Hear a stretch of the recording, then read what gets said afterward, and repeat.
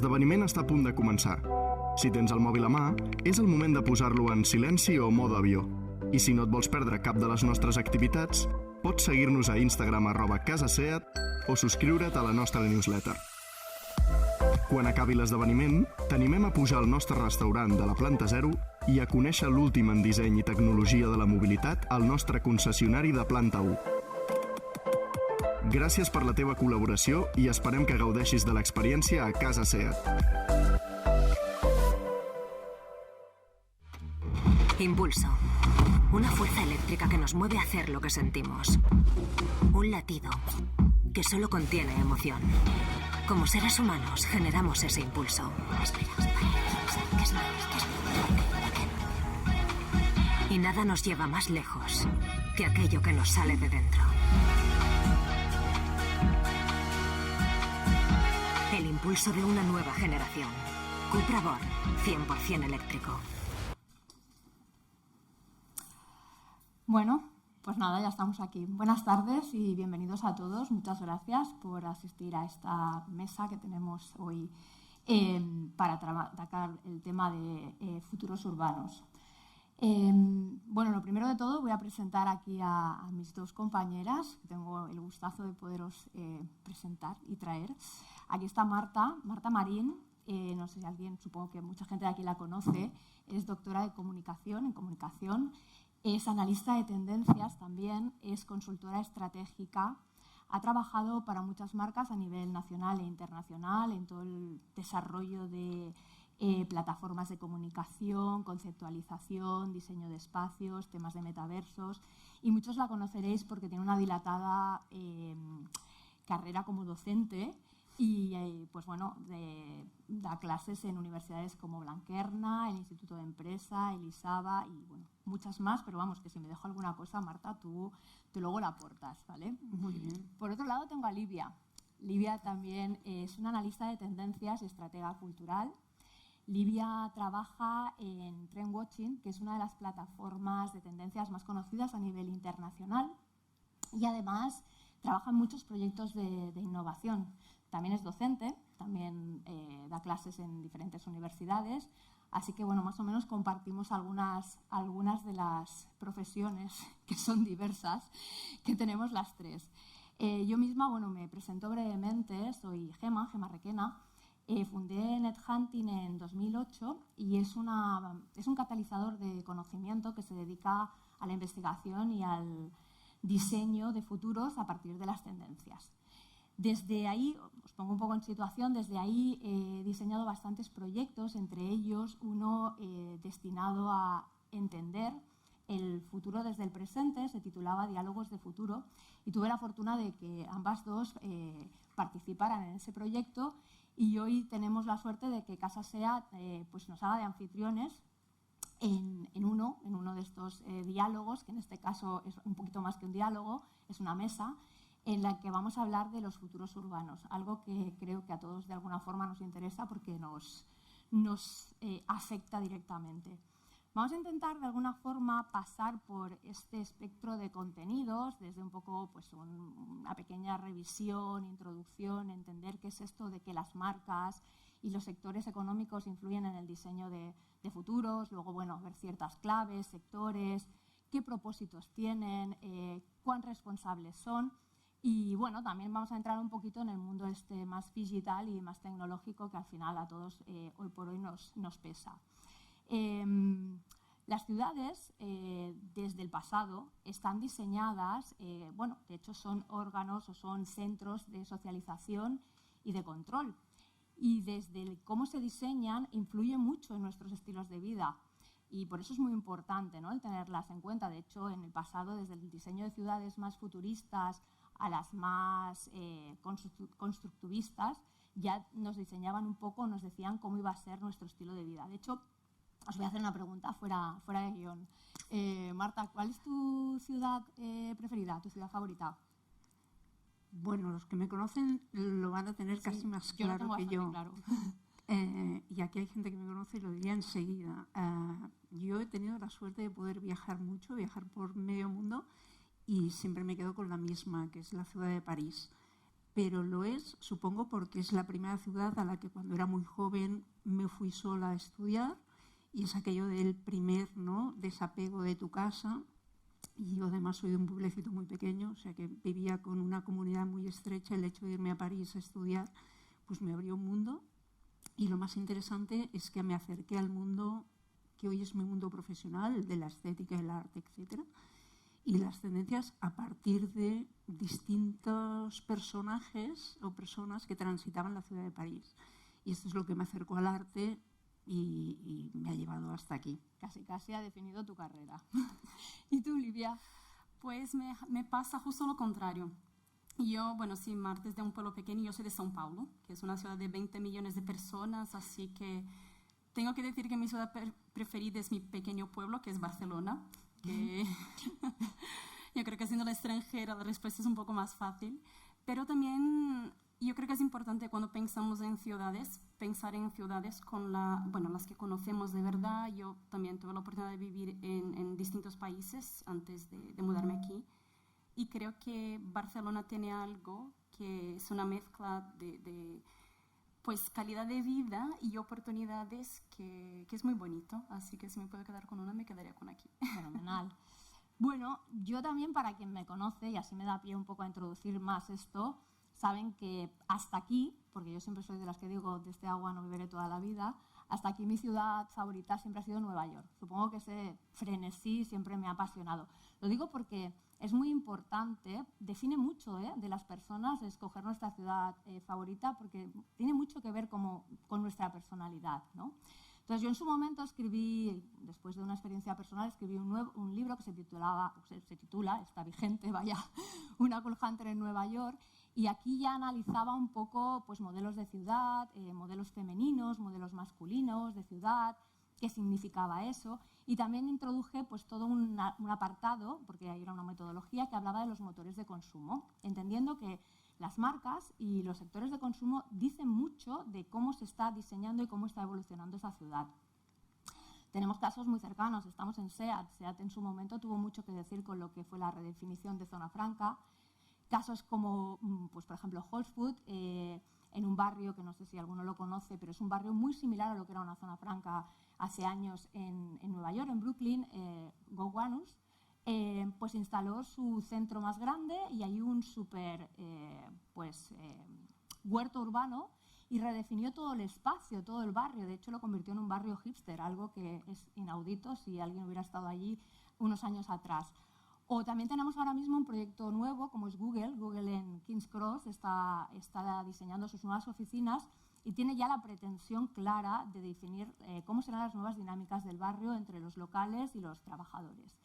Entonces, para que veamos que son pequeños ejemplos, pero a mí, para empezar, me gustaría, toma Marta, te paso el testigo, que nos cuentes un poco esto desde qué perspectiva, o sea, desde una perspectiva histórica, desde cuándo las marcas o los sectores económicos están siendo agentes influenciadores en el diseño de ciudades. Yo me dedico al mundo de las tendencias, pero mi primera carrera que estudié fue historia. Entonces siempre me llevo los inputs muy hacia atrás para luego hacer ejercicios de prospectiva y llevármelos a 2, 5 o 10 años vista. Si os tuviera que hablar de la primera ciudad en la que creo que las marcas tuvieron alguna cosa que decir para el diseño, ¿no?, de su entramado urbano, sería la ciudad de Venecia.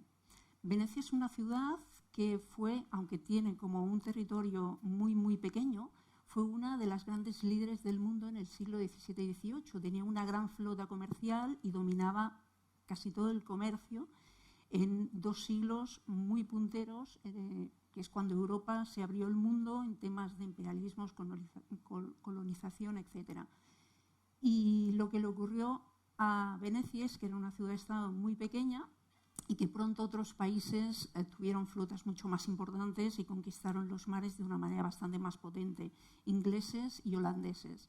¿Qué le pasó a Venecia? Que de ser la ciudad más rica del mundo y más poderosa, pasó a ser una ciudad en la que las arcas del Estado se iban vaciando de manera muy, muy, muy rápida y se tuvo que reinventar. Y se reinventó siendo la primera ciudad del mundo que hizo como un proceso de posicionamiento y se fue al mundo del turismo. Fue la primera ciudad turística seguramente del mundo y fue una de las primeras ciudades que tuvo una guía turística, tal y como las entendemos, igual que las entendemos a día de hoy, incluso picoteando distintos espacios donde la gente podía ir a comprar. Y la primera ciudad no tenía unas marcas tal y como las conocemos en la actualidad, pero fue una ciudad que para orientarse al mundo del turismo se orientó vía festivo, con las festividades. Su festividad más importante es el carnaval, y en vez de tener un carnaval que dura unos 17 días aproximadamente a día de hoy, pues entonces llegó a durar hasta 6 meses. ¿Por qué? Pues con el objetivo de atraer al turista. Entonces, lo que hicieron es, para atender a estos turistas, evidentemente necesitaban espacios para acogerlos, hoteles, restaurantes, cafeterías.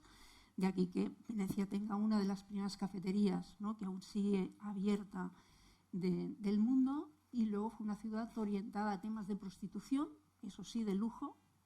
Había prostitutas que no eran lujo, pero estaban en Rialto con los farolillos rojos. Si vais a Venecia aún los podréis ver, ¿no?, debajo del puente.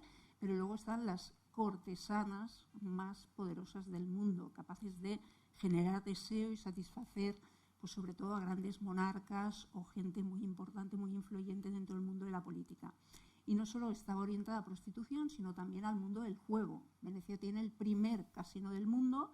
Se inventaron un juego que era el Ridotto, y a partir de aquí confeccionaron un modelo de ciudad que, ya lo veis, muy pegado a muchas ciudades que hoy en día mantienen un mismo modelo, ¿no?, que aquel de la ciudad de Venecia.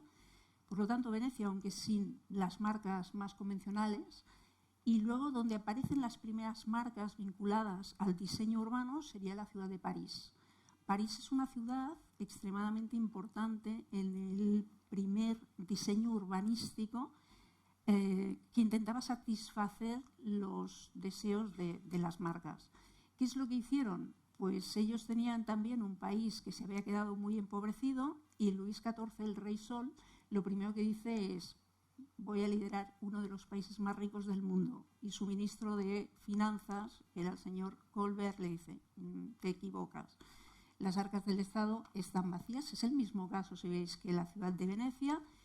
Y entonces se inventó la industria del lujo, súper importante. El rey Luis Sol se construye el mejor edificio del mundo, un gran contenedor que es Versalles, y lo puntea de toda una serie de objetos, desde la vajilla, la cristalería, los ropajes, etcétera, que todo está orientado al mundo del lujo, la moda, la cosmética, las fragancias, etcétera.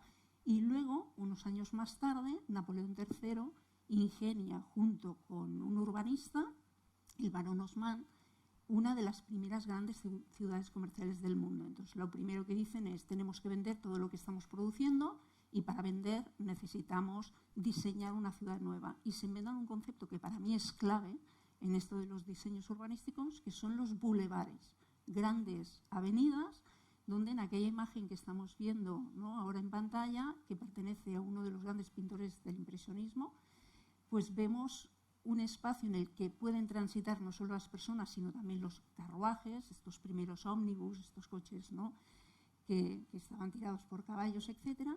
Y lo que hace el arquitecto es idear unos primeros edificios donde la obligación es que los bajos están orientados a comerciar, que son las tiendas.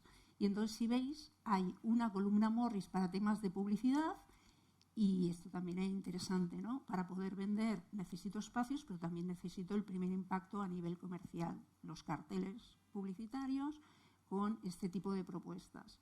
Y ya veis que antes la gente comerciaba en pequeños mercados, ¿no?, intercambiaba productos, luego se fueron a los pasajes cubiertos para poder vender en una ciudad donde en invierno hace mucho frío y oscurece muy pronto, en espacios más cómodos. En estos espacios comerciales se inventó el concepto de las vitrinas y los objetos detrás de las vitrinas, y luego estos pasajes, que fueron el gran boom en su día, pues quedaron obsoletos muy rápidamente, porque apareció algo mucho más grandilocuente, que era el tema de los grandes almacenes. Os he puesto una imagen de Le Bon Marché, que aún sigue abierto en la actualidad y donde el tránsito de productos, etcétera, era mucho más amplio. Ahora voy contigo, Marta, de nuevo. muy interesante lo que dices. Bueno, a mí cuando ya me explicaste lo de Venecia ya me fascinó, pero trayéndolo ya al día de hoy, has introducido, por ejemplo, el tema de los bulevares. Yo siempre lo dije en el libro, al final las arterias comerciales definen mucho pues bueno, los barrios de las ciudades. Así que esos modelos de Venecia y París, en perspectiva histórica, ¿dónde estarían ahora en la actualidad? ¿Cómo nos los traeríamos al presente? Y luego voy contigo al futuro, ¿eh? De manera muy rápida, si queremos transitar hoy los grandes hotspots a nivel de entretenimiento, así como lo fue Venecia en su día, luego a mediados de siglo, en 1955, un gran visionario, el señor Walt Disney, inventa el primer parque temático del mundo y con ello instaura un espacio dedicado a ocio-turismo. Es un turismo por primera vez familiar, pensado para las familias. Él había venido a Europa a hacer como una especie de estudio de mercado, se había ido a Viena a ver el Prater, a ver el Tivoli en Copenhague y dice, hombre, los europeos ya tienen parques temáticos, pero muy pequeños. Nosotros que somos americanos, a lo grande, como siempre lo hacemos. Y en teoría el primer parque temático, que está situado al sur de la ciudad de Los Ángeles, tenía que ser muy pequeño y tenía que ser un espacio de entretenimiento para los trabajadores de Disney. Pero luego se le va de las manos y dice, esto se puede abrir al público. Y el primer día que se abrió al público, 30.000 personas, bueno, una avalancha, y batió todos los récords en temas de turismo dedicado al mundo de entretenimiento. Y yo creo que hasta el día de hoy, ¿no?, que sigue siendo importante. Y lo más importante que si nos vamos de 1955 hasta los años 70, el imaginario de la ciudad de Las Vegas, ¿no? Para mí también otro gran parque temático que tenemos en el mundo, que podríamos hablar de Las Vegas e incluso hoy en día podríamos poner otra que sería Macao, ¿no?, que sería como Las Vegas pero para la sociedad china.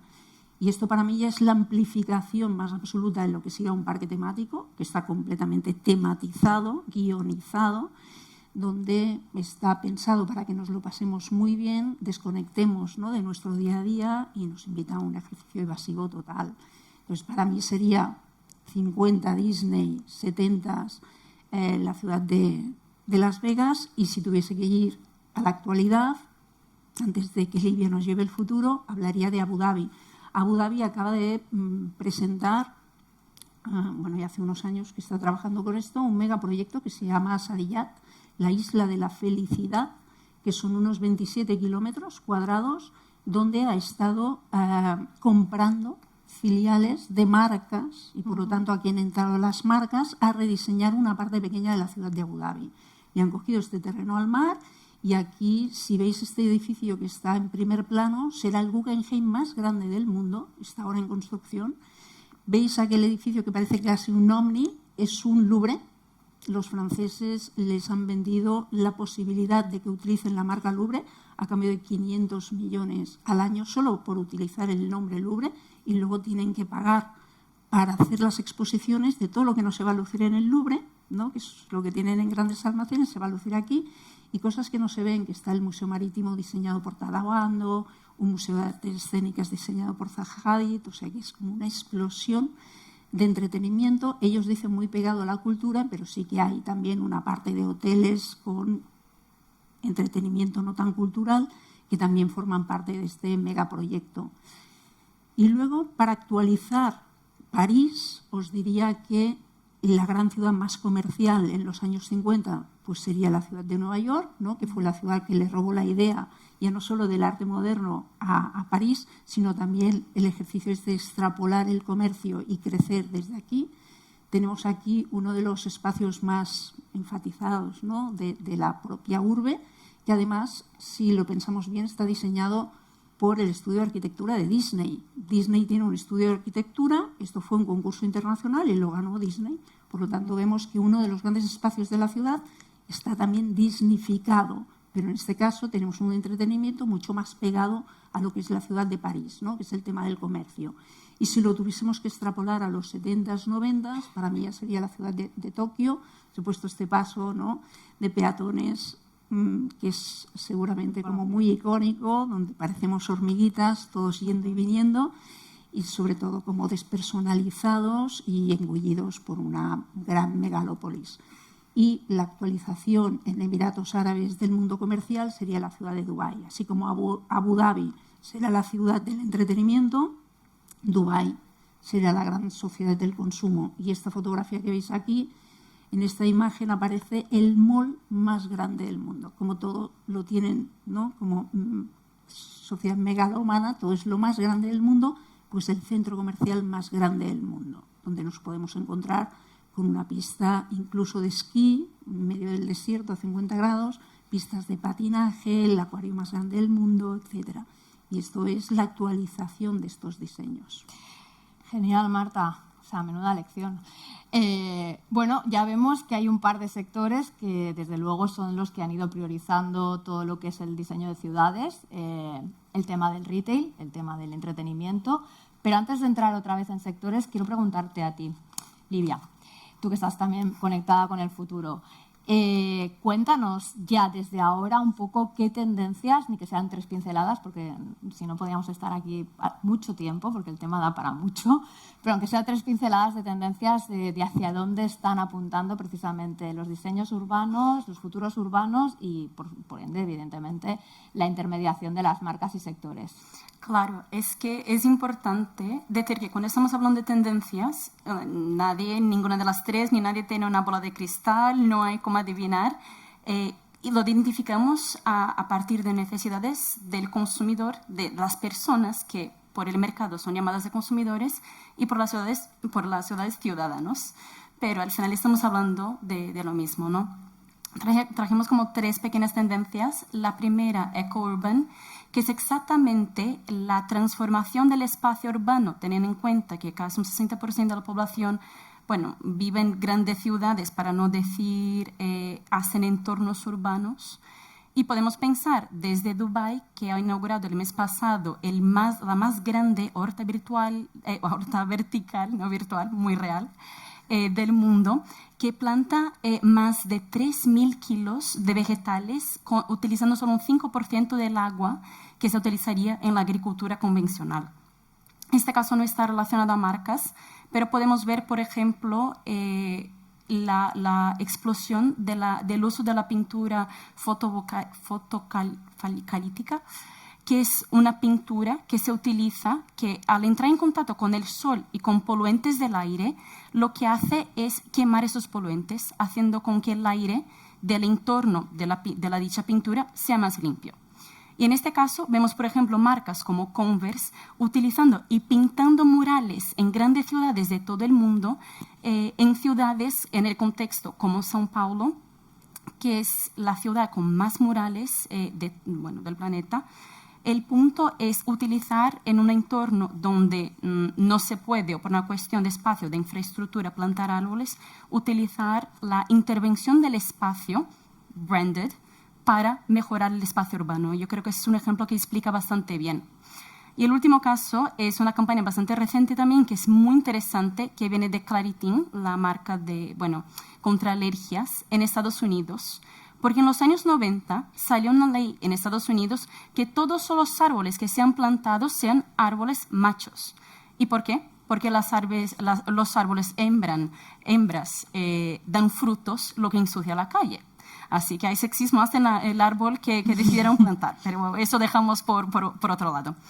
Y el punto de Claritin es justo plantar más árboles hembra, porque estas absorben el polen y disminuye la cantidad de gente con alergias en las ciudades. Lo que es bastante impresionante pensar cómo una marca puede impactar tanto un entorno urbano por medio de una acción que también mejora la vida de los ciudadanos. Como segunda, bastante rápidamente, todos vivimos últimamente, donde hemos estado, una crisis de energía que impactó directamente el bolsillo, nuestra visión del uso de la energía y también lo que marcas y entornos urbanos pueden hacer con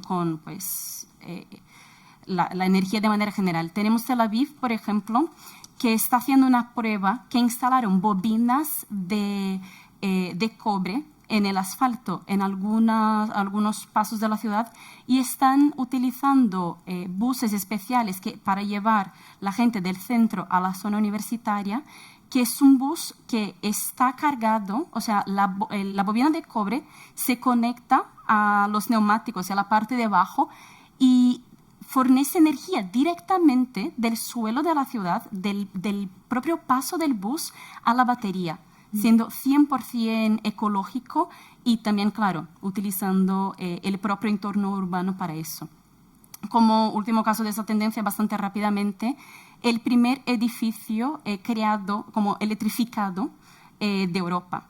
Y esto, bueno, se dio en un barrio, en una pequeña ciudad de Suecia, que no voy a arriesgarme a intentar decir el nombre. Si hay algún sueco aquí, perdón, pero no lo voy a intentar. Pero que el punto es exactamente que al llevar esta propuesta al ayuntamiento, tenían que, para que fuera completamente cero en emisiones de carbono la construcción del edificio, las máquinas utilizadas también deberían ser alimentadas por energía. Y por eso crearon una licitación utilizando máquinas y energía como una herramienta para bajar las emisiones de carbono. Así que es una nueva manera de repensar la energía completamente mirando la sostenibilidad. Y por último, mirando un poco menos de la perspectiva energética sostenible, más de la perspectiva social, tenemos en Nairobi y el UN Habitat y otras startups que decidieron analizar en la ciudad los barrios que están creciendo rápidamente, y el punto de esta tendencia, pero me faltó la contextualización, es justo terminar la soledad e intentar lidiar con uno de los grandes problemas de nuestra sociedad actual. Y por eso, pues, un colectivo de arquitectos, una startup, UN Habitat, fueron a Nairobi y porque tenían pensado construir un edificio modular que refleja la manera como la gente hace comercio. O sea, estuvieron analizando por 6 meses cómo se dan las interacciones comerciales y construyeron un edificio que permite en el centro, como si fuera el patio interior de los edificios en Barcelona, hacer comercio y fomentar la comunidad. Y como último caso, en homenaje a Marte y su amor por París, la ONG Colette descubrió que un 20% de los estudiantes de París dejan los estudios porque no pueden permitir la vida en la ciudad. Y a la vez, un 30% de la población mayor se siente sola. ¿Qué hicieron? Un Tinder. Si funciona para tanta gente, ¿por qué no iba a funcionar también para las ciudades? Y crearon una aplicación con entrevistas para que los estudiantes puedan ir a vivir con esta gente mayor, mientras que unos ahorran, los otros se sienten menos solos. Es una solución muy, muy bonita y se refleja bastante bien esa tercera tendencia. Bueno, une mucho estas tendencias que has dicho. De hecho, ya vemos que impactan mucho a través de la arquitectura, a través del desarrollo urbanístico, hoy por hoy a través de las plataformas digitales, evidentemente. Todas o casi todas tienen un fin común, que es la sostenibilidad, que vamos a llegar inmediatamente a ello, porque al final es un poco ese recorrido de futuros preferibles a los que queremos aspirar también con el diseño de ciudades. Pero antes, lo que os comentaba, ¿no? Hemos visto que en común podemos ver que de atrás aquí los sectores que más han estado influyendo son sobre todo la parte de retail, moda y el entretenimiento, la museística también. Algo está cambiando, ¿no? O sea, yo creo, intuyo, bueno, sé que algo está cambiando y otros sectores están ya mucho más permeables a esta capacidad de influir o contribuir con el diseño de ciudades. ¿Qué me podéis decir cada una? Marta, empiezas tú. Venga, cuéntanos. Así como propuestas últimas que he visto, más vinculadas ya a la propia marca ciudad, que estaba leyendo cosas que aquí estamos hablando como de sostenibilidad. Tú has lanzado una propuesta de cómo las marcas nos pueden hacer a los humanos también la vida un poco mejor. Y leía que en Hong Kong habían muchas muertes anuales de gente que estaba cruzando las calles sin mirar porque estábamos todos pegados a los móviles. Cosa que yo, que soy súper despistada y voy todo el día mirando el móvil, pensé, pues gran idea, ¿no? En mi casa siempre me dicen que voy a morir arrollada por algo, porque cruzo y nunca miro. Y en Hong Kong han puesto como unos semáforos que alertan a la población con láser de color rojo y crean como barreras para que la gente, el haz de luz sea suficientemente fuerte, ¿no? Para que no cruces y no mueras arrollado por un coche, un tranvía o lo que circule en aquellos momentos en la calle. Ya, nos querías comentar temas de hoteles, ¿no? También. Sí. Temas de hoteles por sectores. A mí me parece muy interesante lo que está ocurriendo en un lugar del planeta que a lo mejor no tenemos aún ubicado, pero creo que a partir de hoy, cuando yo lo diga, vais a decir así, porque lo vais a ver en todas partes. El desierto de Alula, que está en Arabia Saudita.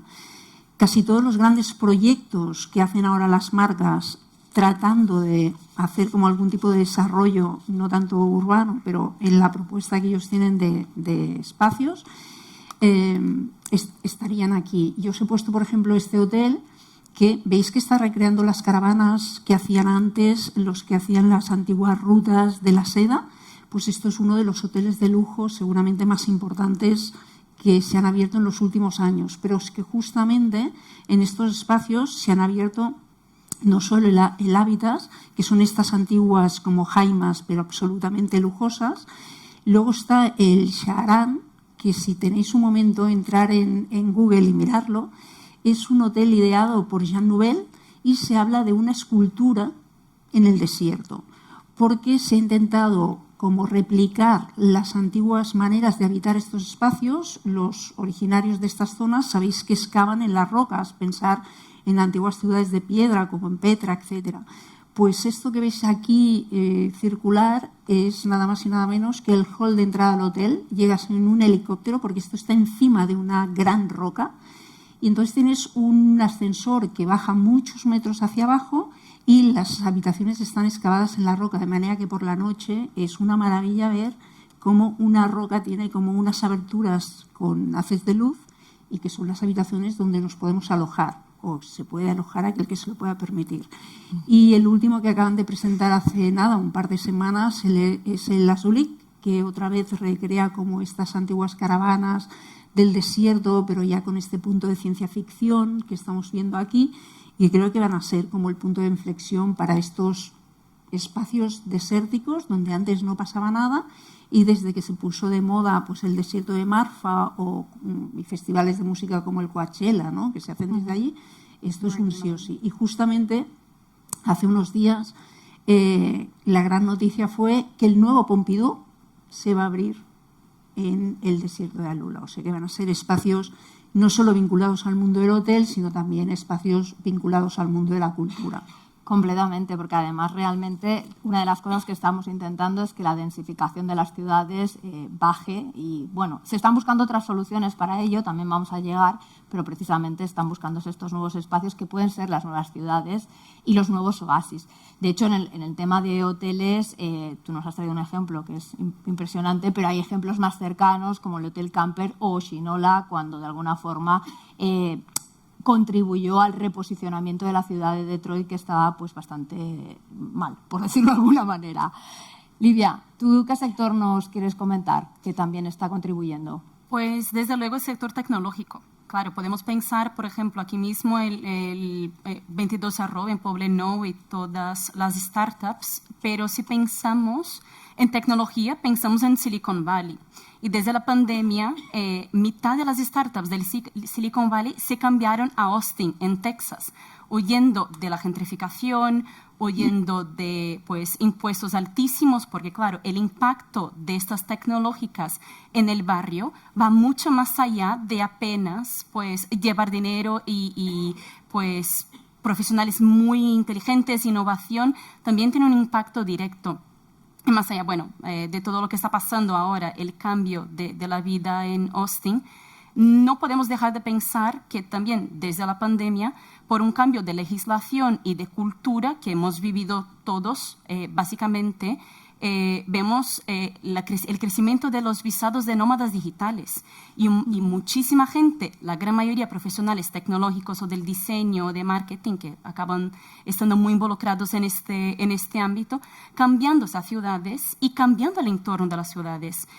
Vemos, por ejemplo, muchísimos barrios que empiezan a parecer cada vez más a Bushwick.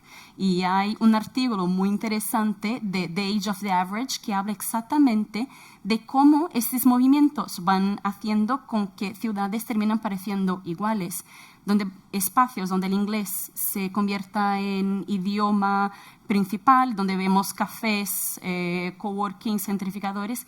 Y claro, es importante pensar que estos profesionales se van porque es básicamente el alma del nómada digital, ¿no? Es cuando pues se va a otra ciudad, pero que estas modificaciones se quedan y cambian profundamente la vida de los trabajadores y pues del barrio de una manera general. Así que creo que no es solo las marcas, sino también los trabajadores, lo que estas marcas, estas empresas, estas tecnológicas permiten, que impactan las ciudades de una manera absurda. Absolutamente. De hecho, recuerdo que cuando todos estábamos aquí un poco en momento pandemia, que, bueno, pues realmente durante unos meses, ¿qué pasaba? Nada. O sea, no pasaba nada. Tú preguntabas, ¿qué está pasando en Barcelona? Nada. Compañeros con los que hablabas de México te decían, pues aquí está pasando de todo, porque claro, estaban recibiendo tantísima gente, nómadas digitales de Estados Unidos, instaurando nuevos negocios y nuevas formas de vida que realmente han cambiado mucho la perspectiva de según qué ciudades en México, no solamente México DF, sino otras tantas.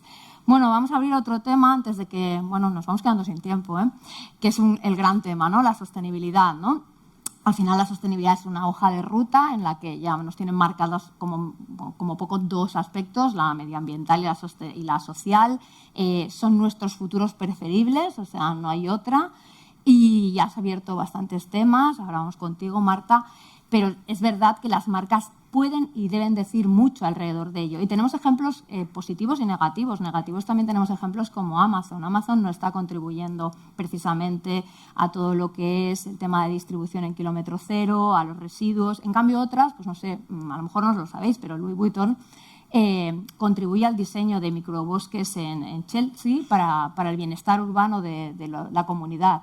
Entonces, es muy interesante el ver estos ejemplos, cómo se están desarrollando. Marta, cuéntanos alguno. Yo os he puesto primero la ciudad de Masdar, que entre un Abu Dhabi y un Dubái se ha querido confeccionar una de las nuevas ciudades de futuro, que está toda diseñada para que el consumo de energía sea energía sostenible. Los coches son todos eléctricos y es un proyecto que ya lleva unos años haciéndose y hay una parte abierta en la zona del mercado, etcétera, y está liderada por un estudio de arquitectos inglés, que es el del señor Foster. Para mí, Masdar es uno de estos primeros inicios de cómo van a ser las ciudades del futuro. Después de Masdar ya han aparecido otras ciudades del mismo tipo en otros países, como por ejemplo la India. Luego cosas más pequeñas con marcas más puntuales. Lo que ha hecho IKEA en la ciudad de Viena, que dice que hasta ahora nos habíamos acostumbrado porque le resultaba más económico a ellos contratar espacios fuera de las ciudades, eran más grandes, tal, y ahora dice que no, que se tienen que repensar su modelo de tiendas porque están ayudando a una contaminación en las ciudades cada vez mayor. ¿Qué hacen? Han abierto el primer centro del mundo IKEA, donde las paredes veis que son vegetales, purifican el aire de la ciudad o ayudan a purificarlo, y lo ponen en el centro de la ciudad, aunque el suelo sea más caro y por lo tanto el edificio tenga que ser más pequeño, porque dice que deberíamos acostumbrarnos a irnos a comprar, no con el coche, sino andando o en metro, y que luego acaban con esto de cómo nos llevamos los muebles a casa. Pues ya no hay gente fuera que te está esperando para llevarte nada, sino que ellos mismos son los que día a día cogen como una ruta pensada para menos contaminación y también no condensar todas las ciudades en temas de tráfico, y han lanzado esta propuesta que dice que va a estar seguida por muchas más. Y luego os he puesto otra marca, Brompton, las bicicletas plegables, que se ha ido a esta zona, bueno, se va a ir porque esto es un proyecto futuro, se va a abrir a priori en 2027 y va a ser el brand space, el espacio de marca de Brompton, donde se van a llevar la fábrica, va a haber un espacio de restaurantes, cafeterías, un espacio de merchandising para atraer a gente y que vayan a conocer su propia historia.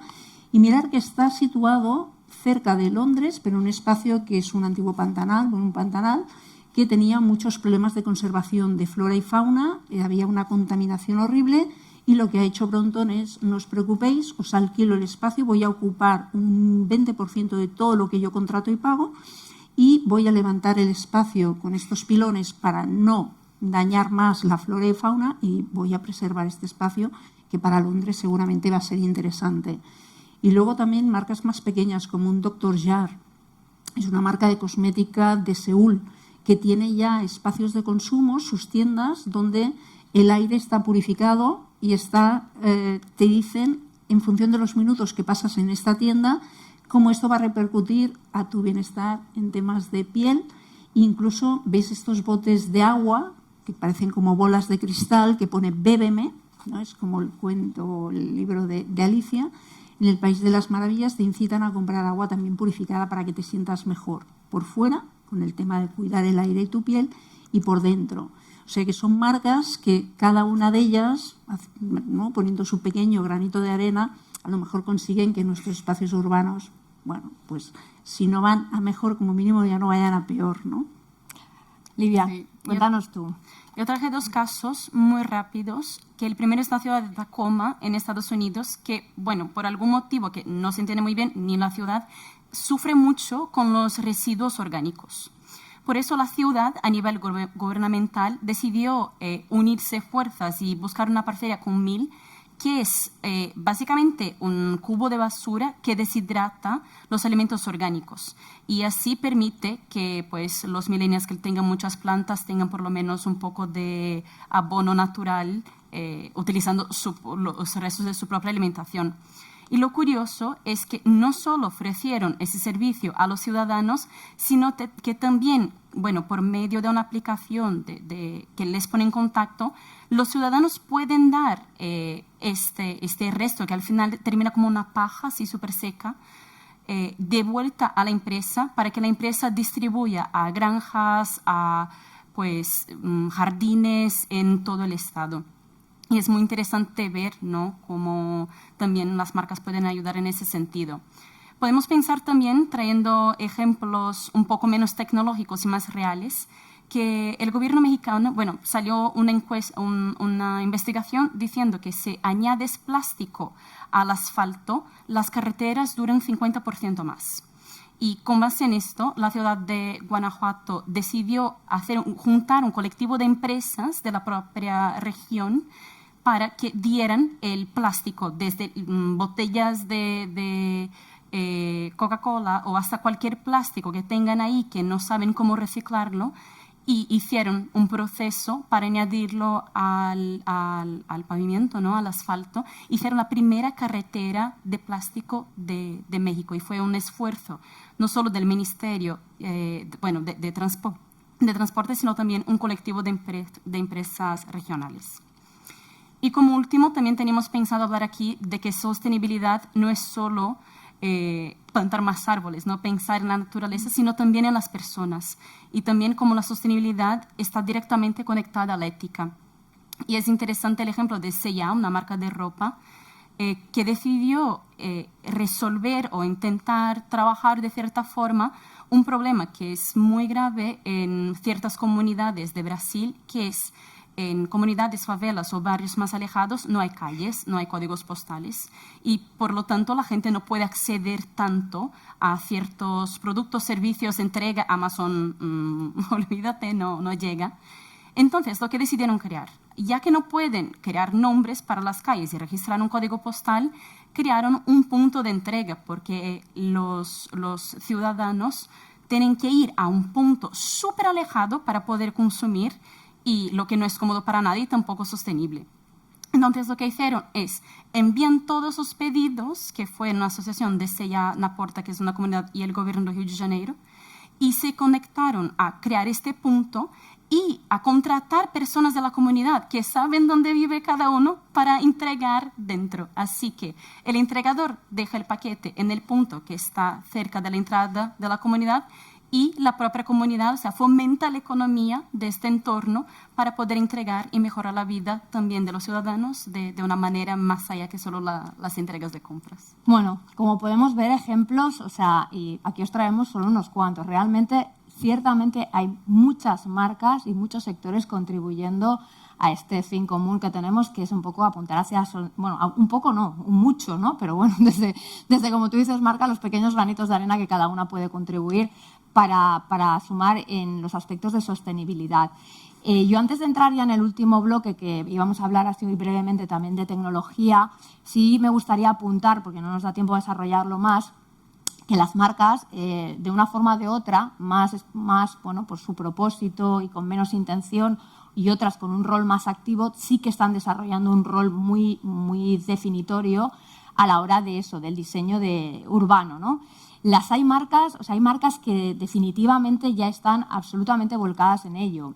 IKEA tiene proyectos desde hace mucho tiempo a través de Space Lab, del laboratorio con el que trabaja conjuntamente, y ahora mismo está con el proyecto de Regenerative Futures, que tiene, por ejemplo, el aspecto de Resilient Futures, que habla de cómo van a ser, están ya trabajando cómo van a ser los hogares, las comunidades y las ciudades del futuro. Toyota está diseñando una ciudad en la base del monte Fuji, absolutamente vinculada a la tecnología, pero totalmente sostenible, y es un proyecto certero, que se está desarrollando. O Google en su momento hizo un intento en Toronto para desarrollar toda una ciudad, más que una ciudad, una parte de la ciudad de Toronto, que es con una parte de Google que tenía una unidad de planificación urbana que se llama Sidewalls Lab, que luego fue absorbida por Alphabet, pero se paró porque en algunos aspectos todavía está rozando un poco temas éticos, en el sentido de que, claro, las ciudades gestionadas por data nos dan un poco de miedo y de respeto, y como tú dices, hay unos temas éticos que también hay que tener en cuenta.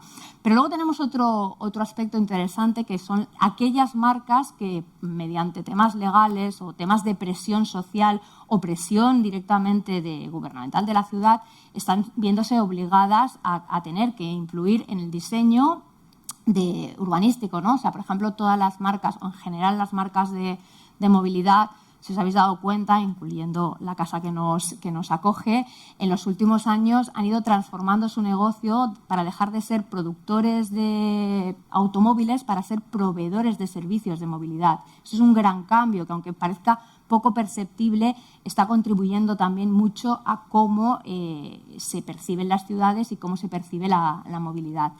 Y ahora ya, entrando un poco en la última parte, la tecnología, el temazo el melonazo tan grande, titulado este año Inteligencia Artificial, y por ende todas las tecnologías que convergen ahí, es muy interesante porque esa parte sobre todo nos lleva a otra gran tendencia, a otro gran futuro, en el cual las ciudades sí o sí apuntan a que van a tener que tener un desarrollo participativo, un urbanismo participativo, y afortunadamente estas tecnologías nos lo permiten.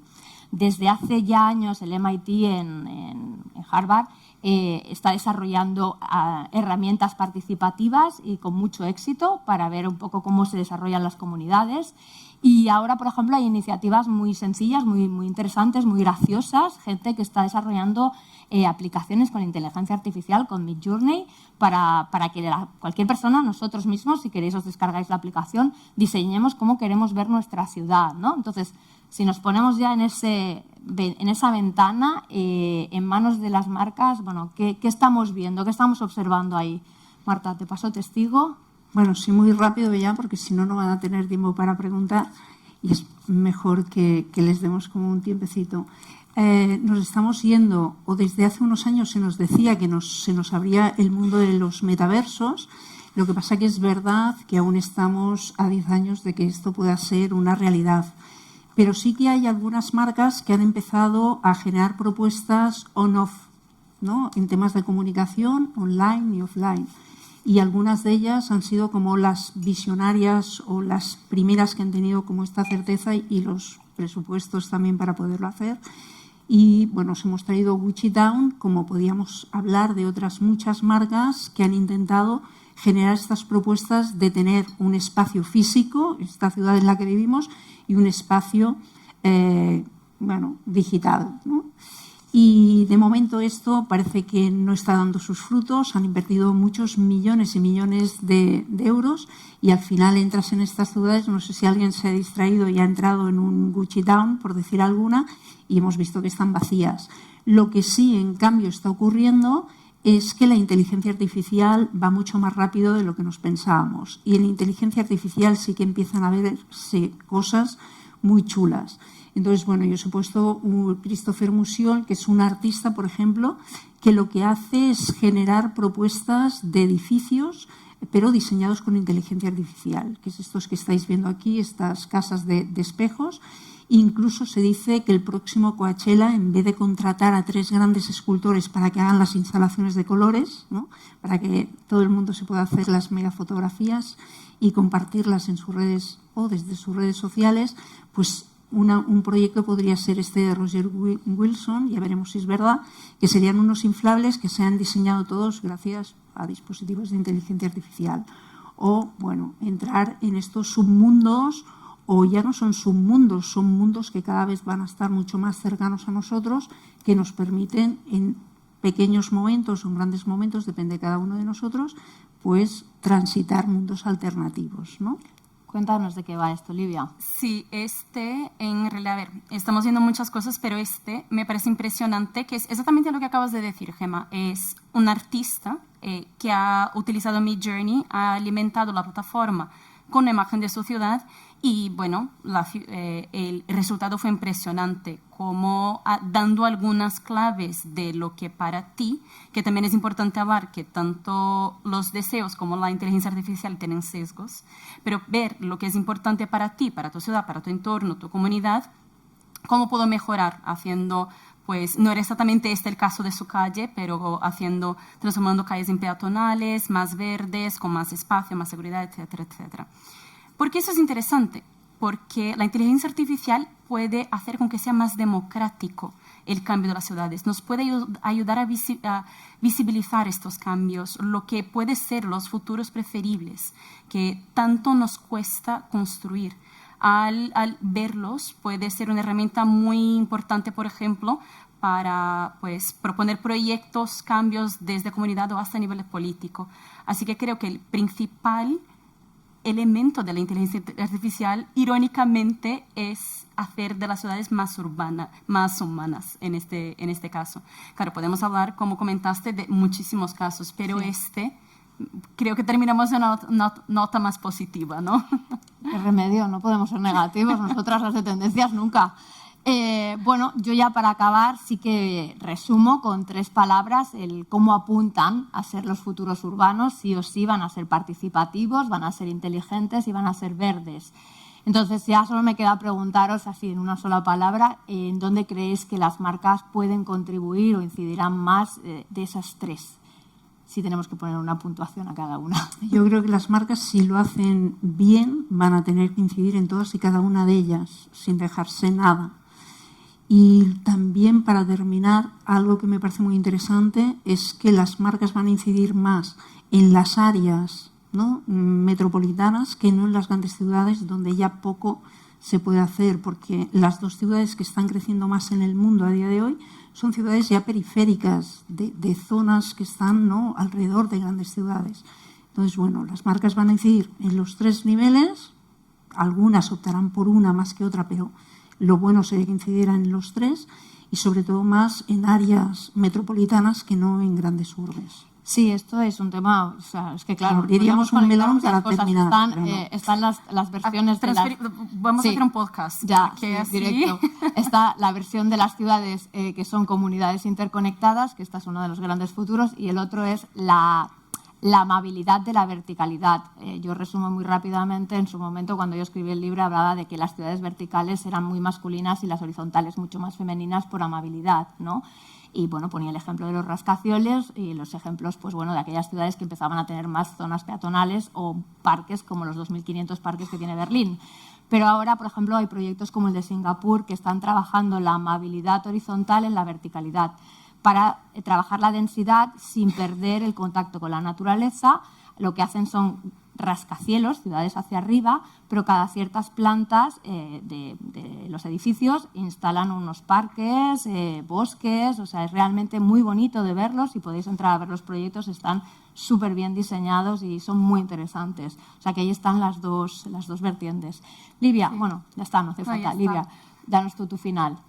Yo creo que, bueno, si tuviera que coger una de las 3, sería la sostenibilidad, pero desde la óptica de la responsabilidad. Es importante ver que las marcas, también es muy fácil hablar de un futuro más ético, más sostenible, pensando solamente en los ciudadanos, pero fue lo que dijimos al principio, ¿no? Ciudadanos son consumidores y las marcas tienen, más allá de plantar árboles o crear un jardín en algún barrio, también crear cambios internos que reflejen en la vida de sus consumidores, de los ciudadanos y de la sociedad de manera general. O sea, yo creo que también hay mucha responsabilidad. Si pudiera añadir uno, sería Total. esta perspectiva. Pues es un gran fin, es verdad. O sea, si no asumen esta responsabilidad, o sea, lo tenemos mal, pero yo creo que están en ello, Pues nada, muchas gracias y ahora simplemente si alguien tiene que preguntar o quiere preguntar o le interesa algo más, pues supongo que tenemos, aunque sean 5 minutitos, ¿no?, para preguntas. ¿Nos dais 5 minutos por ahí? ¿Sí? Vale, pues no sé. Nadie quiere preguntar nada. O hemos sido muy claras o no se nos ha entendido nada, o no lo sé. A mí siempre este momento de nadie pregunta se me hace... ¿Nadie quiere preguntar nada? Venga. Fenomenal. Me ha fascinado la introducción que has hecho al principio, con el contexto histórico y de cómo las ciudades se volcaron al comercio y la evolución, ¿no? No sé si ha mejorado. Sí. Vale. Vuelvo a empezar muy breve. Que me ha gustado mucho la intro, hablando de la evolución, de cómo las ciudades se han ido volcando hacia el comercio. Y se ha hecho mucho hincapié en un tipo de comercio más bien turístico, de ocio, pero se ha hablado poco del efecto que han tenido marcas en ciudades en las que han sido sobre todo por producción.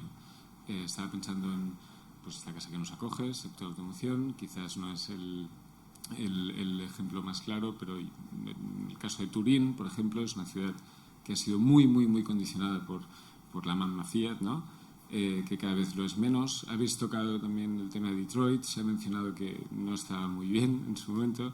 Quería escuchar alguna pincelada sobre, también linkando con la responsabilidad de las marcas, cuál es un ejemplo que nos han dado o cómo a futuro crees que se pueden evitar ejemplos de que cuando una marca pierde el poder comercial o el poder productor en una ciudad, cómo puede reconvertirse de una forma un poco más razonable o más responsable.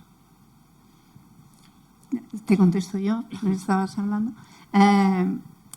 Las de, por ejemplo, cuando he hablado de más de París, era un comercio de todo tipo de marcas, orientado ya no solo al turismo, sino también a público residente, no solo a flotante. Las marcas a veces pueden hacerlo muy bien, y a veces muy mal, pero creo que luego encima de las marcas están los organismos políticos, que son las que deberían esclarecer un poco el rol de estas marcas. A mí me parece muy interesante, antes que estábamos hablando de Austin como capital de Texas, es una ciudad que tiene mucho dinero por un tema de petróleo. Y han sabido rediseñar su ciudad de una manera que me parece muy interesante. Cuando entras en la ciudad, entras por una calle que se llama South Congress y el gobierno de la ciudad prohibió que allí se pudieran instalar marcas que fueran demasiado comerciales y les legó toda aquella zona más orientada a tejido creativo local, todos los espacios de consumo. De hecho, que tú entrabas en una ciudad como Austin, que además estaba capitalizando todo lo que venía, ¿no?, de Silicon Valley, y se estaba poniendo en un mapa de posicionamiento a nivel internacional muy importante, y aquí el gobierno fue el primero de decir, oye, si queremos proteger a los nuestros, vayamos a proteger a nuestro tejido creativo, y está prohibido que en esta zona, que es la zona más interesante, donde vienen los turistas, etcétera, haya marcas conocidas o reconocidas.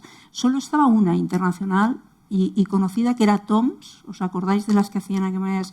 Pero bueno, ellos tienen gafas, etcétera. ¿Y por qué dejaron entrar a Toms y no a otra marca más conocida? Pues porque Toms tiene un proyecto detrás que es buena parte de todo lo que consumes en su bar. Es un tema de comercio justo de cafés, y luego que una buena parte de las ganancias que adquiere la marca es como, revierten en una charity para llevar agua a países del mundo donde no tienen agua corriente. Entonces yo creo que es más un tema de yo soy una marca y puedo hacer lo que hasta aquí puedo hacer, pero luego que creo que es más una obligación de los gobiernos, ¿no?, de los políticos, que son los que deberían pautar un poco el rol de estas marcas rediseñando los futuros de las ciudades. Sí, yo contribuyo brevemente. Es cierto, o sea, al final hay un tema de posicionamiento de ciudad, que eso también va muy marcado y, bueno, yo pongo un ejemplo más cercano, a Bilbao. O sea, Bilbao también tenía un pasado industrial y tuvo que reinventarse y con muy buen éxito, la verdad, y con una buena marca, porque Guggenheim es una marca al final. Y luego también está la capacidad de que las marcas tienen que estar pegadas al presente y al futuro. Hay marcas que, pues bueno, por suerte o por desgracia, saben ir evolucionando y otras se quedan atrás porque, bueno, pues evidentemente porque los sectores van cambiando. Es un poco el ejemplo que ponía. Al final, el sector de la movilidad está cambiando mucho y tiene que irse reinventando un poco pegado a las nuevas necesidades. Y, bueno, pasar, por ejemplo, de eso, de ser un productor a ser un proveedor, no es un paso sencillo, pero un paso bien hecho sí le puede seguir dando ese protagonismo y esa capacidad de influir. ¿Alguien más? Es que ya es tarde, ¿eh? Ya se quieren ir. Ah, no, mira, tenemos aquí una nueva pregunta. Sí, claro. No, digamos que una pequeña observación. En Tokio es famoso el paso de la cebra en diagonal. Solo quería decir que en Kuala Lumpur hay otro igual. Pues ya es una contribución más. Muy bien. Muchas gracias. Pues nada, muchas gracias y nada, muchísimas gracias a vosotras dos, a Casa SEAT y a todos los que habéis venido. Gracias. Gracias.